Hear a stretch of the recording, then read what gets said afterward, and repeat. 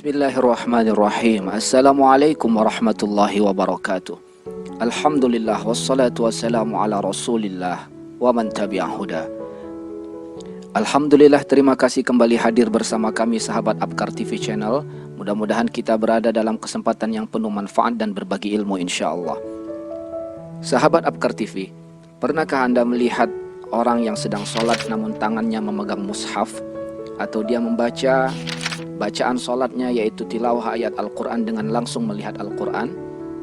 Atau mungkin zaman saat ini dengan menggunakan mushaf yang ada di dalam handphone yang ia miliki. Apa hukumnya? Apakah itu membatalkan sholat? Insya Allah akan kita bahas dalam kesempatan kali ini. Sahabat Abkar TV, sebelum kita melanjutkan bahasan ini, jangan lupa untuk subscribe, like, and share. Mudah-mudahan bermanfaat untuk banyak orang. Di dalam sebuah hadis yang diriwayatkan dari Abdullah bin Mas'ud radhiyallahu an, Rasulullah sallallahu alaihi wasallam bersabda, "Inna hadzal Qur'ana ma'dabatullahi ta'ala, fata'allamu min ma'dabatillah mastata'tum. Inna hadzal Qur'an huwa hablullahi alladhi amara bihi, wa huwa nurul mubin wa syifa'un nafi'. Asmatun liman i'tasama bihi wa najatun liman tamassaka bihi." Rawahu Al-Haythami.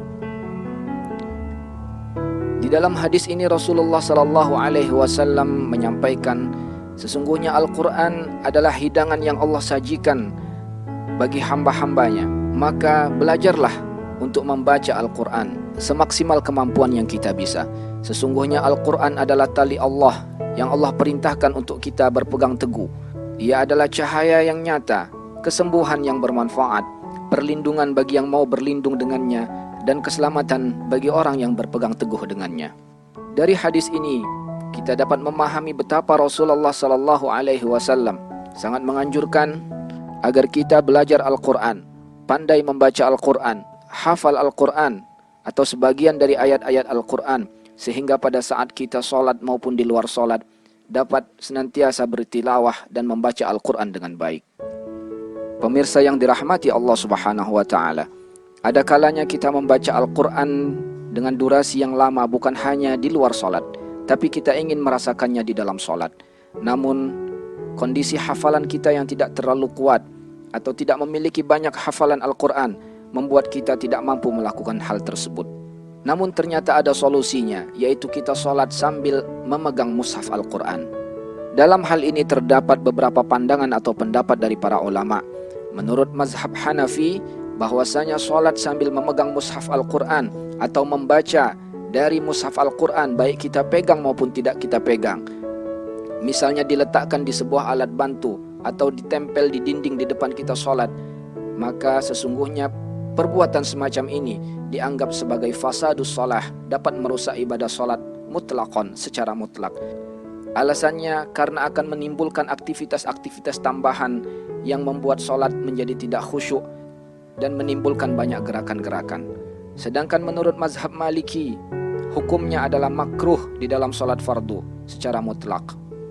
Namun dalam pendapat mazhab Asy-Syafi'i dan Hanbali, hukumnya adalah jawazul qiraah minal mushaf, diperbolehkan membaca Al-Quran dengan cara memegang mushaf di dalam sholat. Akan tetapi pembolehan ini adalah kalau dilakukan di dalam sholat nafilah atau sholat sunnah, seperti qiyamul lail atau sholat tarawih. Sedangkan jika dilakukan dalam sholat fardu, maka hukumnya makruh. Ibnu Qudamah di dalam kitabnya Al-Mughni mengatakan, dia mengutip pendapat Imam Ahmad bahwasanya tidak mengapa sholat dengan cara memegang atau melihat kepada mushaf. Lalu dia ditanya, apakah itu di dalam sholat fardu? Dia menjawab, tidak, aku belum pernah ada yang mengerjakannya di dalam sholat fardu. Adapun dalil yang membolehkan perbuatan ini atau membolehkan memegang mushaf, membaca mushaf di dalam sholat adalah yang diriwayatkan dari Abu Bakar Al-Athram dan Abu Daud dengan isnad keduanya dari Aisyah radhiyallahu anha, bahwasanya Aisyah dulu pernah sholat tarawih dengan diimami salah satu budaknya, dan budaknya tersebut mengimami dengan cara membaca ayat Al-Quran yang dia lihat dari mushaf. Mengutip pendapat Imam An-Nawawi di dalam Majmu' Fatawanya, dia mengatakan, sekiranya seseorang membaca Al-Quran yang ia lihat dari mushaf, maka sholatnya tidaklah batal, walaupun dia hafal maupun tidak hafal. Akan tetapi jika dia tidak hafal Al-Fatihah, maka wajib baginya untuk melihat mushaf dalam kondisi sholat tersebut. Ada juga pendapat lainnya dari Az-Zuhri. Dia mengatakan, kana khiyaruna yaqra'una minal masahif. Para tokoh atau pemuka di antara kami, mereka sholat dengan cara membaca dari mushaf. Pemirsa yang dirahmati Allah Subhanahu wa ta'ala, sebaik-baiknya adalah kita dapat membaca Al-Quran dengan baik, kemudian menghafalnya. Namun apabila kita memang dihadapkan pada kondisi di mana kita tidak menghafal banyak ayat-ayat atau surat-surat di dalam Al-Quran, tapi kita ingin merasakan membaca atau bertilawah Al-Quran dalam durasi yang lama, maka diperbolehkan bagi kita untuk melihat bacaan ayat Al-Quran melalui mushaf yang kita pegang, maupun melalui mushaf yang kita letakkan di sebuah alat bantu tertentu, sehingga memudahkan bagi kita untuk membacanya. Pemirsa yang dirahmati Allah Subhanahu wa ta'ala, bagaimana dengan suasana modern pada saat ini, di mana perkembangan teknologi telah membuat kita memiliki mushaf-mushaf yang ada di dalam handphone ataupun perangkat-perangkat elektronik yang kita miliki? Apakah boleh kita membawanya atau memegangnya dan membaca mushaf yang ada di dalam perangkat tersebut pada saat kita sholat? Maka para ulama menghukumi bahwasanya membaca Al-Quran melalui handphone atau perangkat elektronik yang kita miliki sama hukumnya seperti kita membaca buku mushaf atau buku Al-Quran yang biasa kita miliki pada saat ini. Yang penting, yang harus menjadi catatan adalah kehati-hatian kita.